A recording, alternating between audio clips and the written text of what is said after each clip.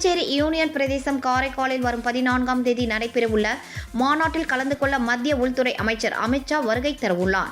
இதையொட்டி மாநாட்டிற்கான பந்தக்கால் நடும் விழா இன்று நடைபெற்றது. பாஜக புதுச்சேரி மேலிட பொறுப்பாளர் நிர்மல் குமார் சுரானா, புதுச்சேரி சபாநாயகர் செல்வம், பாஜக மாநில செய்தி தொடர்பாளர் அருள் முருகன், பாஜக மாவட்ட தலைவர் முருகதாஸ் உள்ளிட்ட பலர் இந்நிகழ்ச்சியில் கலந்து கொண்டனர்.